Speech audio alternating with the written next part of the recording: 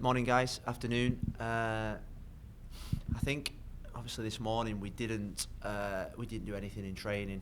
We recovered them yesterday and today, and purely and simply because we just cannot afford any more knocks or bruises.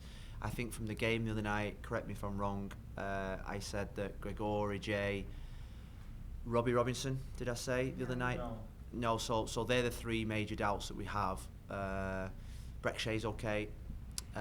Gregory, 100%. I will put my life that he'll be okay for tomorrow.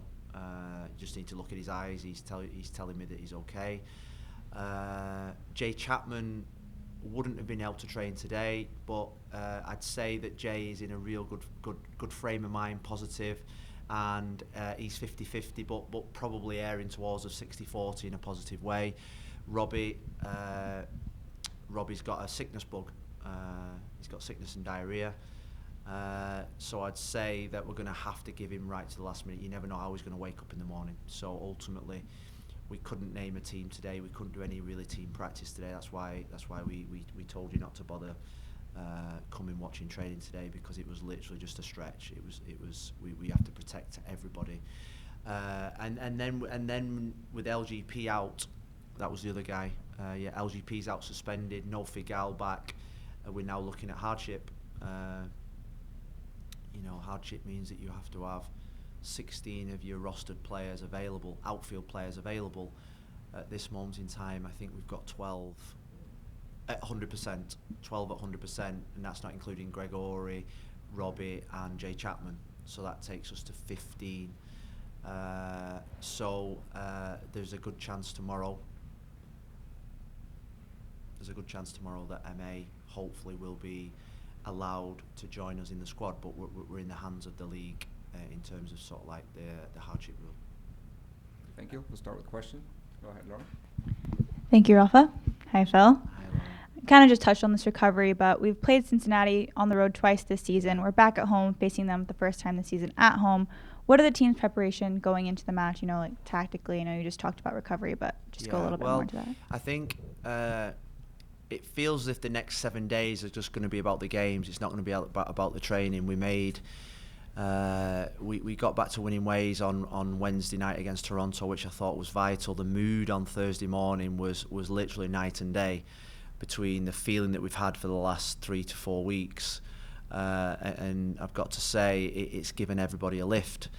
We now approach a game against Cincinnati, who have got similar to Toronto. They've got an interim manager. We've beat them twice this year. We beat Toronto twice before we played them. They probably haven't got anything to play for apart from pride. I've always thought that they've got some really dangerous players, exciting players that probably just haven't performed at the level that their franchise needed them to play at. Every time we've played them, they've given us a tough game. They've got good front players. The front four, I think, are really lively, difficult to play against. So they were so unlucky against Chicago in midweek. I think it was a 94th minute goal, a brilliant goal, one of the goals of the week against Chicago that beat them. They showed good spirit to come down back from 2-0 in the first half and then 3-2, and then so they're building for next season. It makes them dangerous, but it's also a great opportunity for us at home to build on what we saw the other night, which was a real exciting performance from a team that had just lost 6 games, that played with a bit of freedom and a bit of enjoyment, and that's what really pleased me the most. We'll go to Michelle, then Franco. So piggybacking on that, all the enjoyment, the freedom, the way they played the other night, do you go into this next game and do the same thing? You mentioned the other day, Fede, you have to see, can he do it again Saturday? But yeah. Considering how the team played and everything you just said, do you just stick with that formula for tomorrow? Yeah, basically, yeah. I think that they're at the stage of the season where we don't need to rest anybody, we don't need to protect anybody, we don't need to think about a month's time or the road trips, or it is we're getting to the point where we've got to just give everything we can.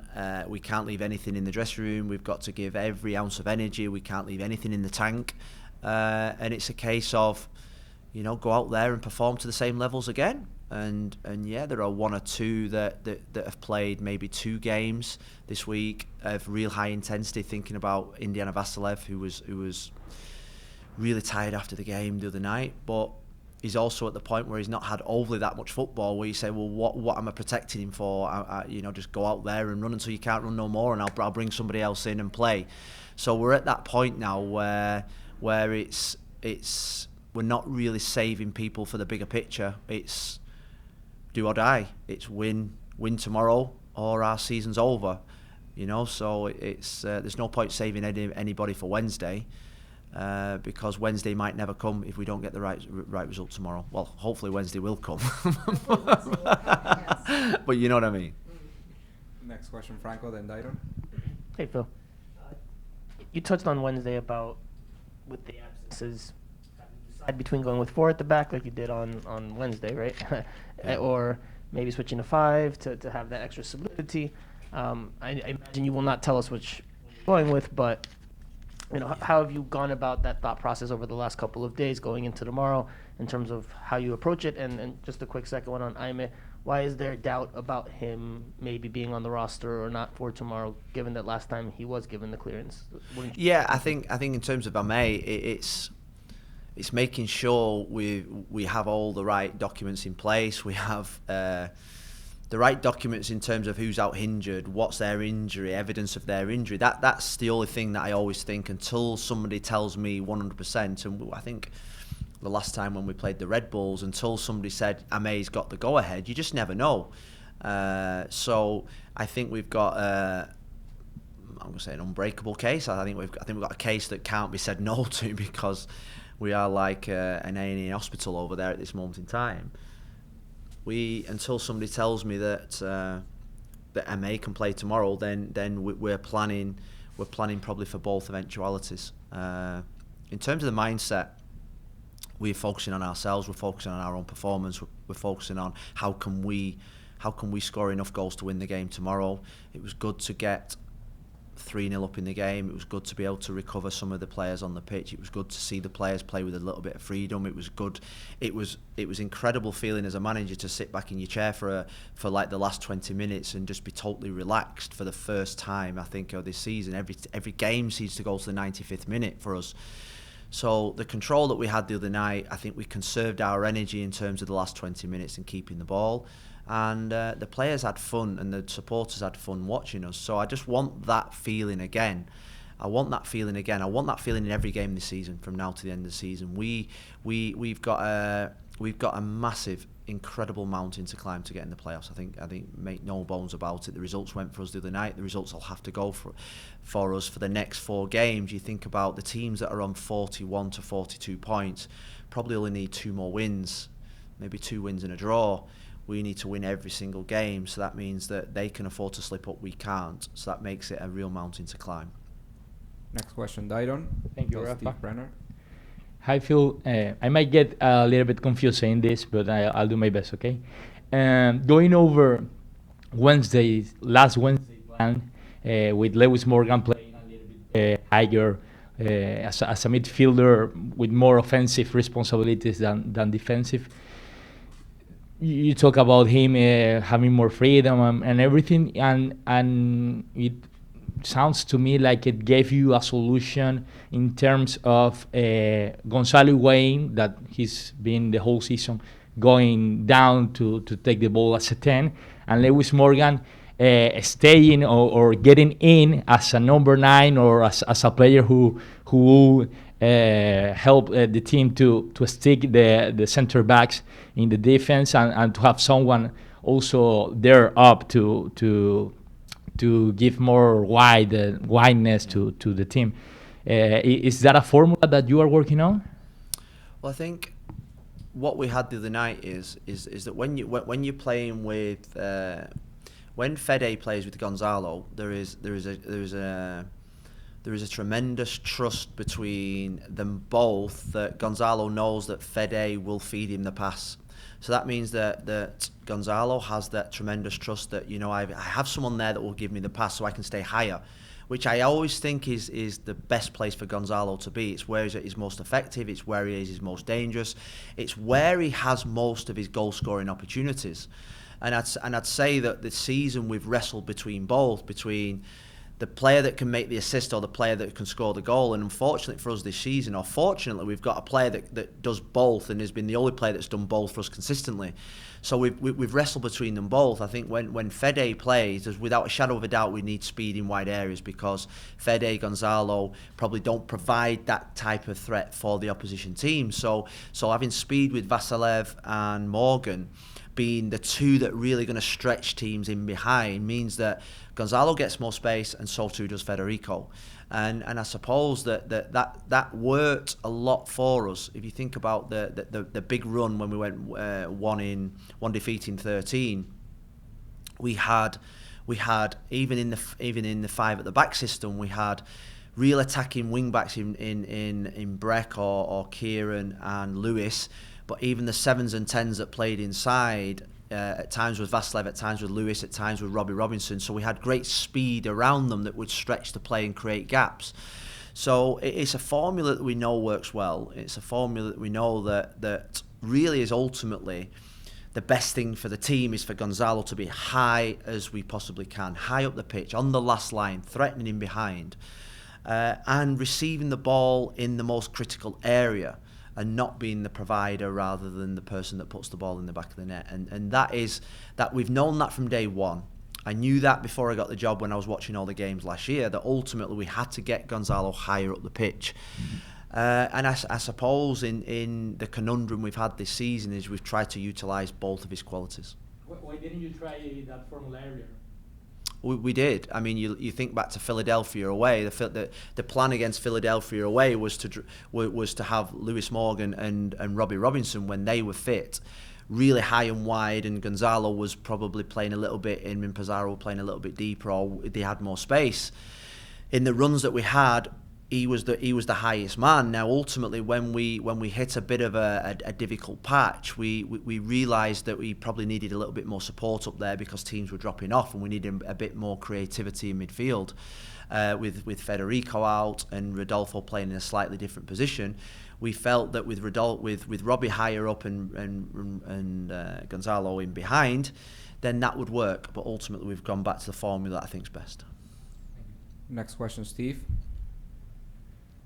Hi, Phil. I mean, last week you were speaking about players being under pressure and all stuff like that, because managers too come under a lot of pressure. Your old mate Steve Bruce got the sack this week. Ollie at United. I mean, is in your experience, is the pressure on managers amplified in this whole social media age, or has it always been there, or has it changed throughout the years? Because like Steve Bruce and Ollie were getting been under a lot of pressure, haven't they? I think if you highlight the Steve Bruce case, I think that went beyond criticism. That was a form of bullying. That was a form of disgusting behaviour. That was a form of trolling. That was a form of the most disgusting things I've ever read or seen in my whole life, in my whole career. I think for one manager, I've never known a manager probably suffer the kind of I'm not so sure abuse is strong enough word to use. So I'd say that now we live in an era where it's seen as quite normal to ask people to be sacked, which I find absolutely incredible. I think if you was any other profession and you walked into a shop and you said, I want you to be sacked, I think you would be probably reported to the police, maybe for bullying or for some kind of discrimination. I think when you're a football manager, or particularly high profile football people, I think it's almost accepted, and you can maybe put MPs into that, maybe the abuse that they get. It's a form of bullying, it's a form of discrimination, it's a form of disgusting behaviour that I think needs controlling better. And I think Steve Bruce, what I've loved about the Steve Bruce situation is the aftermath. I think I saw one of the Newcastle players come out, Alan Maxim, the winger. I forget his full name. And I read the words that he put out, and I thought that was the most amazing words that you could see about a manager. And I hope Steve saw them, because Steve is the most humble, classiest man. Helped me in my career, was a father figure for me. 1,000 games as a manager, 950 I think as a player. And I think the aftermath of that shows the class of the man. He's never said anything. He's got on with his job. He's took the sacking. He's now probably not going to be a manager, he said. But ultimately, what an unbelievable career he's had, and the way he's handled himself, I think is a great example to me as a young manager of how you should handle yourself. But ultimately, the abuse that he was taking was beyond abuse. I thought it was a form of discrimination. I thought it was a form of bullying. And if it happened in any other workplace, and we see it nowadays in this new brigade, this new era that we live in, any form of that kind of behaviour is hit upon really hard. But for a football manager, it's different. So I think as football managers, we've all supported each other this week, and it won't be the last. It won't be the last. It'll happen again because there's no policing of social media. There's no policing of anything on that social media account. Pundits are a little bit going down that road of saying managers should be sacked. Which is just ridiculous, and I know he's my brother, but I know he came out in midweek and said he will never call for a manager to be sacked. But I think that's just a value that every pundit should have out there. You should never ask for anybody else to be sacked because you wouldn't like it yourself, and that's a bit of a rant, Steve. But I'm sorry, that's how I feel. Next question, Chris Smith, and then Jose. Wow. Hey, Phil. Yes, you mentioned earlier in the press conference that you're quite threadbare for the game at the weekends, but you've also spoken quite a lot about how you're keen to improve the squad and get younger. I just wanted to know whether you think it's achievable and whether you're confident that, given the contracts that you already have on the books for next season and the sanctions that are coming into place, how confident are you that you are going to be able to significantly improve the squad for next season? Well, we at this moment in time, there's been no discussions on next year's roster. We have got a lot of players that are coming to end at the end of their contracts, and I think we said it in the last press conference that it's a difficult situation for everybody, and the sanctions that the club have received mean that next year is going to be, we're going to have to be really, really good at building a roster against the sanctions that we've been receiving. So in 3 weeks' time, hopefully, or longer, hopefully in December, is the aim. We'll sit down, me and Chris Henderson and the ownership, and think of the best way to build a roster that can be competitive. This club has to be competitive. There's going to be no excuses whether we put the youngest team out there or the oldest team out with the most experience in the MLS. There's going to be no excuses. Come the first day of next season, the first game, the supporters, the ownership, the manager, the players, the MLS will be expecting us to go out there and compete and to win for games of football. And yes, we will be changing parts of the roster, but every team will be doing that. Yes, we hope to promote an exciting bunch of our USL players. You know, a really exciting bunch of players who are working so hard, that have got great experience this year of training with us. They deserve the opportunity to come up, maybe 2, 3, 4 of them, if they keep progressing. But ultimately, we want to be competitive. This club has to win games of football. This club has to win trophies. That's what the ownership want.